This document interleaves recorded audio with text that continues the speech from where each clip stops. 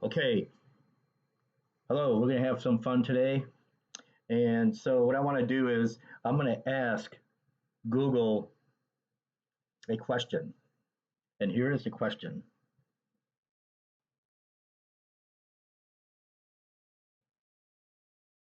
Is there a connection between the Department of Government Efficiency and Elon Musk becoming a trillionaire? Yes. Oh, okay. Yes. Financial experts, government watchdogs, and watchdog organizations draw a direct connection between Elon Musk's role in leading the Department of Government Efficiency and his rise to trillionaire status. Public policy experts at Oxfam America and Public Citizen outline three primary drivers linking the two: conflict of interest and regulatory rollbacks, surging government contracts, market valuation boom. So just look those up on your own because I have more to cover. Now, let's take a look at what Grok says about that.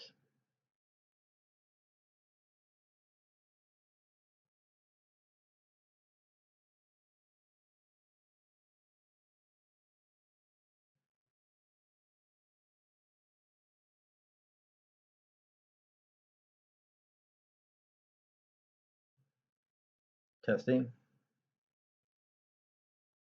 Let's see if I can. Okay, is there a connection between the Department of Government Efficiency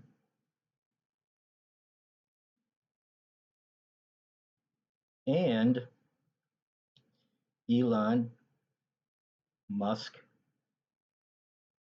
becoming a trillionaire? Let's see what it says. No, it says no, not at all. Now it does say, oh, but there are indirect links, overlaps in timing, influence, and criticism of potential conflicts of interest. So I want you to think that out. So I used Google and then I used uh, Grok to ask that question. So there's a problem there. Now, I'm not here to try to teach anything, although I have a tendency to do that. So if you're going to use AI, you got to triangulate, use like two or three different sources, AI sources, but still, you have to use your own cunning to vet out the information. But I would say, so this is the thing, like for me, I ask these questions already knowing the answer.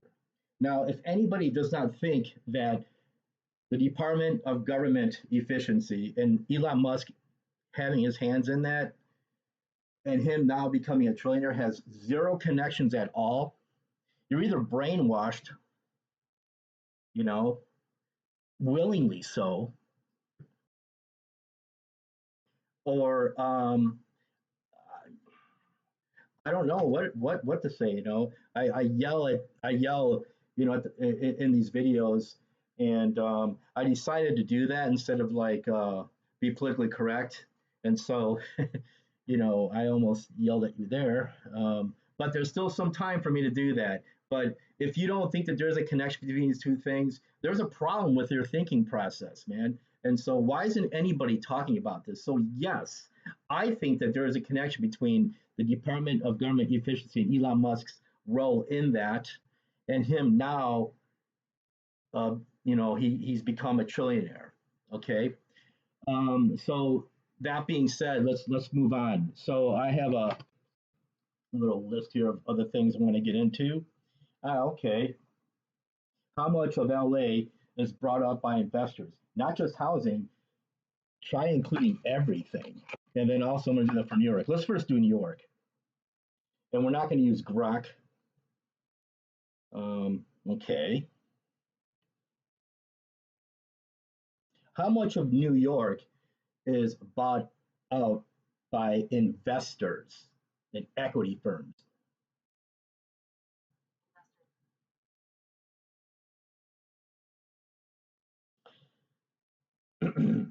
Investors and corporate entities purchase between 15% and 30% of residential real estate sold across New York, though total corporate control over the existing rental supply is much higher. Market share of purchases. Investors account for roughly 25 to 27% of quarterly home transactions, leveraging cash advantages in a high interest rate environment. In Manhattan, 60% of home purchases are finalized in all cash deals. All right, do you have cash like that? Does a regular family have cash like that? So you see where this has gone. The rental market. Private equity firms control approximately 1 to 8 multifamily apartment units. That's like 12.5%. Doesn't sound like much. Nationwide, a pattern strongly felt in New York City through firms like Carlyle Group and Blackstone. I've heard of Blackstone. So small versus institutional landlords, true corporate mega landlords holding 1,000 plus homes own about 3% of single family rental market. Mom and pop or smaller uh, mid-tier investors with under 10 to 100 units hold the remaining majority. The commercial real estate. The commercial sector has faced a different trend. Due to tax differences, remote work shifts, and legislative pressure, several institutional asset managers have downsized their footprints or moved operations south. Despite these shifts, prime Manhattan office spaces continue to see multi-decade commitments from major financial. Okay, so blah blah blah. So, what does this mean in for the future for people?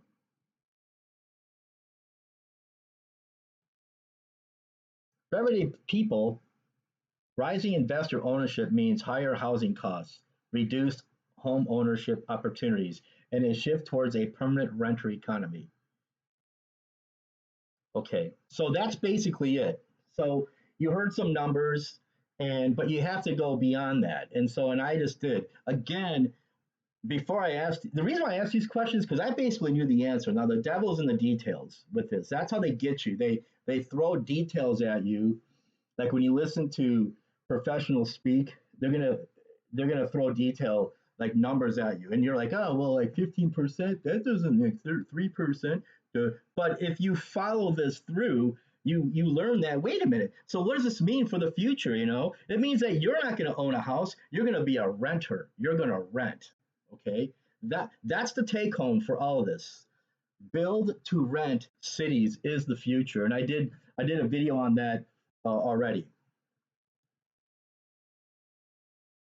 How much of LA is bought out by the same, investors and stuff like that? You're gonna hear some bullshit numbers. In Los Angeles, invest in Los Angeles County, investors own 50% of all single-family homes. Again, oh, that doesn't sound bad. Yeah, but let's hold on to your hat. While corporate landlords and investment vehicles control over 43% of the total rental unit supply. So so I could go on and on and on with this. So, well, I mean, okay, what does all this mean for the the average person?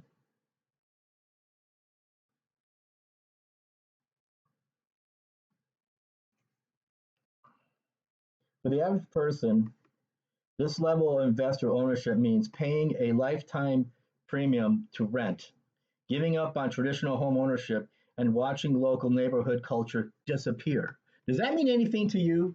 I picked on New York and California for a reason because, and I will rant a little bit on about Trump in a minute. I've already kind of attacked Elon Musk, and I hope you can agree with me that he did. I mean, there is a connection between these people like that billionaire and him becoming a trillionaire. I hope you could agree on that. And if not, look into it yourself. If you think that there is no connection at all, then you're basically fucked. All right. And you're an obstacle between me and my happiness. That's how this has to be, settled. People have to realize, wait a minute, you're gonna have to draw a line. You have to pick sides. There's people walking around like, oh no, there's nothing wrong with what he did. Nothing wrong, and now he's a trillionaire. There's nothing wrong. Well, guess what? You have to draw a line between that team and your team. What side are you on? Because that's what's going on here. That's how bad this is. Just that's how this is going. All right. Now, hopefully, you can educate. We can educate, but otherwise, there might not be any more communication that we can do for each other because look where things have gone. All right. Hate to say it, but you know. Okay. So that's where this is gone. All right.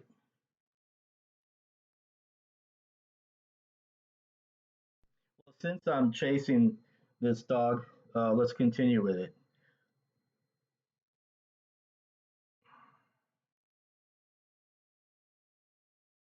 The drive to you qualify reality.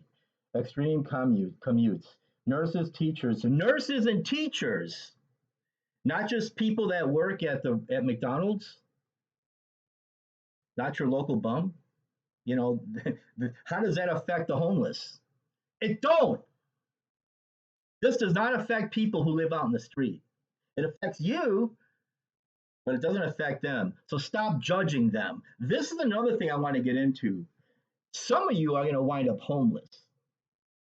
You think that you're immune to that, like it can't happen to you. Look at all the homeless people. I want to do a video on that. But, anyways, okay, extreme commutes. Nurses and teachers and city workers are forced to move to far flung regions like the Island Empire or the Antelope Valley, creating grueling multi-hour commutes. I mean, that fucking sucks. All right. Now you're learning why, because of these big investors and stuff. They don't care about you, and they don't care about your family, and they don't care about your kids who are going to be thrown into this indoctrinated system to perpetuate this monster. All right. You understand where I'm going with this?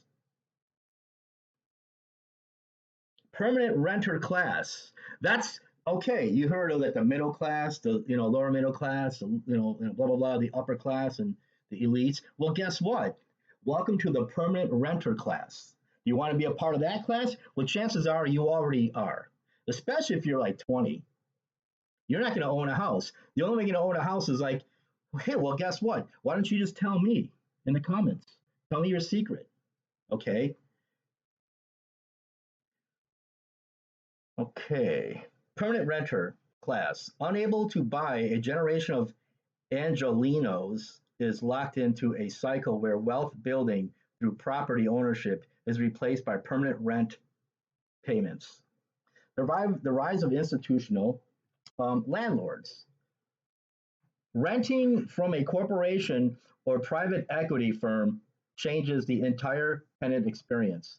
Free maximization. Corporate owners rely on strict financial models, banning mandatory convenience fees for online rent portals, tech fees, and predatory utility billing systems.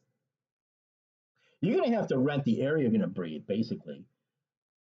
Algorithmic rent increases. Instead of negotiating with a person, a human landlord, tenants face automated rent hikes driven by software designed to push rents to the absolute legal maximum. Displacement and evictions. Corporate entities, this is where you might be the next homeless person. And chances are you made fun of one and you just told that homeless person, why don't you just get a better job? Well, I hope that you are homeless if you've done that. I've never done that to any homeless people. I've actually given them money. Not that much. Like I got like $2. I can't do it all the time, but it turns out that if you just look at them in the face and you give them a dollar, it gives them a better, if you've made their day better. just by helping a person psychologically. You might even say, you know what, I really care about you, but I don't have any money. I'm really sorry. Good luck. That's better than just treating them like so much trash. Like, I know you do. You own a house, but guess what? If you're paying attention, not even concerned with who you voted for, if you're paying attention, the next one might be you. All right. So consider this before you judge somebody else who's not doing as well as you are currently.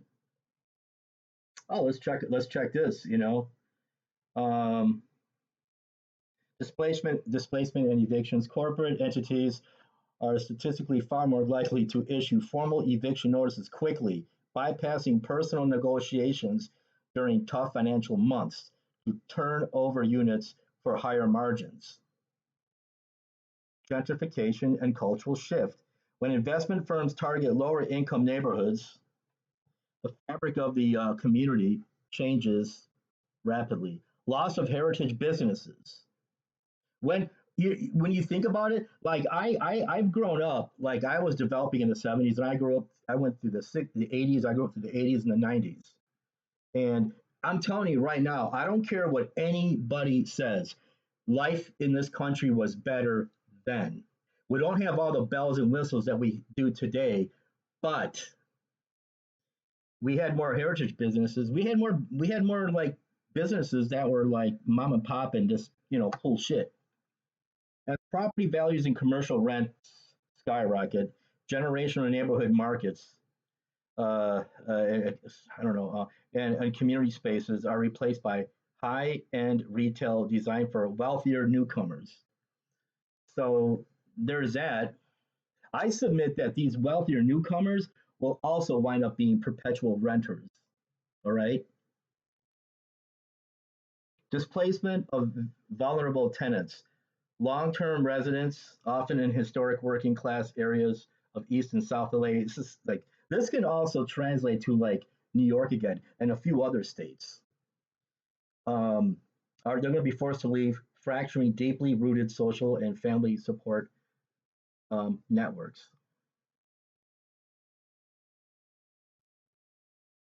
So that's what it means for the average person. Okay. Now, I think that if you're a parent and you have teenagers, if you're not telling them any of this, show them my video, then you're a bad parent. I'll repeat this, and I never had kids, so it doesn't matter. I don't care what you think of me. If you have kids and they're like teenagers, you're not telling them what I'm telling you here. You're either ignorant or I don't think you should fucking reproduce. Stop just fucking having kids and sending them off to school and like, okay, now you have to figure out how to make a living. Fucking bullshit. All right. Get them to think. All right. So let's continue with this fun. Okay. I'm asking, okay, what's the government doing about all of this? Okay. Still using Google. The government, and now here are some of the sites that, so house.gov, YouTube, the whitehouse.gov, and Manette, Phelps, and Phillips LLP, Latham and Watkins LLP. And so these are the sources that, so the way AI works is that it'll answer a question, but then on the upper left, there's a button you can press, and then it'll drop down a list of all the sources that it's accumulated, because the stuff is AI is not making the stuff up. So you can vet through the information. The government is responding with unprecedented bipartisan action, marking a major shift in federal housing policy. So, I mean, hey, there's some hope, maybe, right? I don't know. I haven't read this yet. Over the summer of 2026, Congress passed the landmark 21st Century Road to Housing Act, a massive federal housing package specifically designed to restrict large scale corporate ownership of family homes. So, what they're doing is pretty much the same thing. Now, pay attention, people. Do you remember the Great Depression? Well, one of the things that was put in place because of FDR and the New Deal was something called the Bank Act, the Glass-Steagall Act. That's like a ceiling for like investor monies and stuff. Like you can't invest all this money that these people, put in the bank. So they're going to put a wall between these things. And a lot of other things that FDR did was put ceilings on corporations and Wall Street.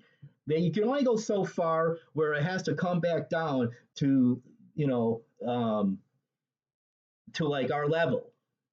And that's how you can get like these grassroots businesses and stuff like that. Investing is still there, everything is still there, but you can't have all these swollen cancers that are just like sucking up all the fucking energy of the goddamn fucking organism of life. All right, are you following me? That's back in 1933. Well, guess what? They got rid of that. You know who got rid of that? It was a Democrat. It was Bill Clinton. He got rid of the Bank Act of 1933. So that's what this rant is. I mean, I'm talking about New York and LA people, and they have all these problems with housing because of what we just discussed.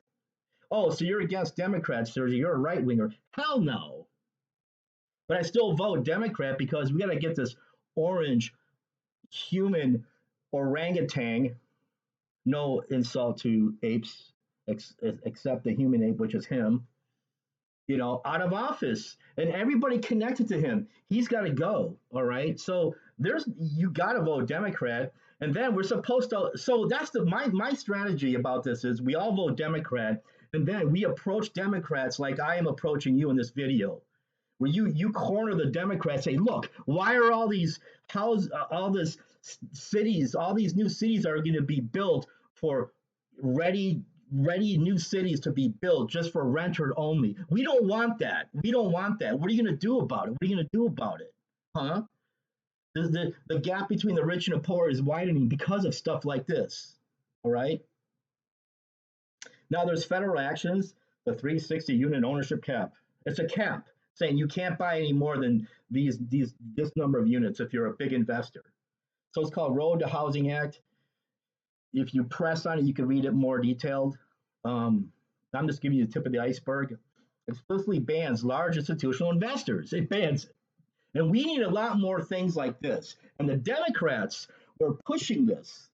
It is bipartisan, but I think the Democrats, you have to give them credit. And that's why I vote Democrat. And so there is a direction for voting, but voting is not enough. If you have a brain and a way to talk to people, you got to do like what I'm doing. Nobody even looks at my shit. I put it up there, no one looks at it. But you know what? At least I can sleep at night because I did something. I put out my word, I put out my voice. And that's all you can do. What are you doing? What the hell are we doing here? We're taking it up the butt unless we do something. Now, the thing about how many people even know what antitrust is? Antitrust crackdowns on pricing. Okay, following Executive 14 37-6, signed earlier in January 2026, the Department of Justice, DOJ, and the Federal Trade Commission, FTC, have stepped up enforcement against corporate landlords who use algorithmic software to coordinate vacancies and artificially inflate rental prices. So if you're like, what's antitrust? Well, antitrust is basically designed to promote fair businesses and stuff like that, and to promote that at the same time, it's trying to stop monopolies from forming. So basically, antitrust, are a good thing. And so it's good to, I'm going to vote against antitrust. Well, guess what? You're going to vote yourself out into the fucking street for an ideology. A lot of people are voting for Trump for a fucking ideology, and they don't vote for the Democrats because they don't have an ideology. Well, unless it's what evolution or DEI. A lot of people voted for Trump. I'll tell you why a lot of people voted for Trump. Because they don't like gay people, they don't like lesbians, they don't like transgender, and they have a secret problem with dark-skinned people. Really believe that. It's some kind of weird thing, And it's like the old Archie Bunker days, in the Reagan era, That's the kind of, I mean, what Archie Bunker did, I wrote a paper on this. I want to share it. So basically, what Archie Bunker did, people watched Archie Bunker, and we were able to see the stupidity of the right wing Archie Bunker, right? How lame duck he is. And this was a time when we were more of an open society. We were a better country back when Archie All in a Family first aired. So what happened was the bigwigs saw all of the negative connotations they got from Archie Bunker. So they decided for us to win the platform to satisfy people like Archie Bunker, which is what we got now, and which we got when we got Reagan in office, is we don't want to talk like him. We want to like have different types of messages, but we're gonna slip in the Trojan horse, and it worked. Okay, that's all I'm gonna say about that because I want to continue. And so the antitrust, they want to ban monopolies. So that's a good, again, that's a good thing, right? Well, I'm gonna wind this down, and so now I'm gonna ask if is Trump for this?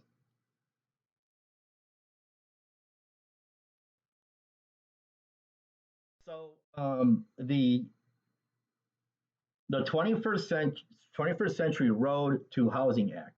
That's what we just discussed. And so I'm going to ask Google here. Hey, did Trump approve of this act?